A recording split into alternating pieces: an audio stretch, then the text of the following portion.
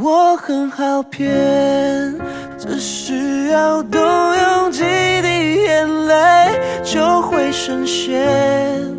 才刚挣脱的那场梦魇，奔到极点，再烂的谎言都视而不见。我根本活该被骗，我很好骗。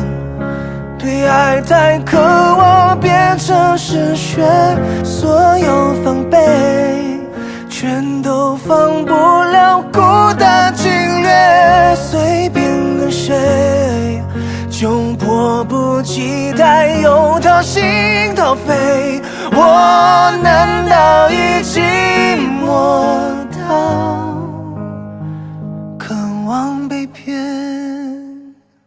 很多人密我说，你的症状是什么啊？像我，现在这个样子，我也不知道我算轻症还是中症，因为有一点呼吸困难，但是我的。Hello， 大家好，我是09。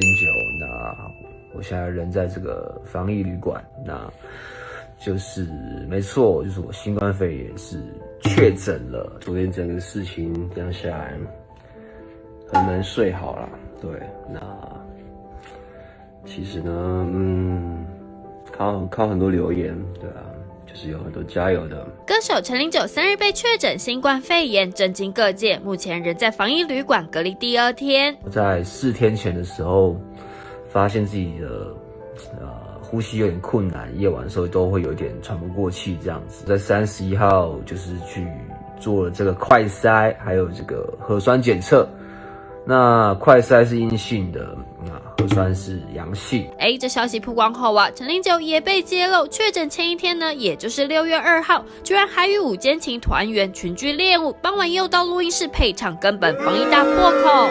我们刚刚接到了一个消息，这五间情之一的娄俊硕透过经纪人澄清，2日当天没去练舞，都待在家。另外3位团员，包括邱凤泽、小赖、黄伟晋，目前都是在家自主隔离。不过陈零九确诊前还有接触过小珍，以及到娱乐100%与西瓜哥哥一同录影，但2位艺人皆发文表示，最后一次与零九见面是在5月12及5月13号，目前身体状况一切正常，当时的防护措施该做都有做，希望零九能快快康复。其实看到每一个讯息都觉得还是很自责，也有很多人骂我或什么的，其实我都接受，因为我确实没有考虑的那么周全，对，不应该自己判断我的病情。陈零九也为自己群聚练舞一事在脸书写下千字文道歉。他解释，当天练舞是既定的工作，而不是玩耍群聚，也有征询过1922，对方表示公司的工作需求不涵盖在此。约晚上9点10点回到家后，才接到电话得知自己确诊。他再次向五间情团员及社会大众致歉，我做错了。很多人密我说，你的症状是什么啊？这些症状其实没有办法去判定说你到底有没有得到新冠，你只能去检验才有办法。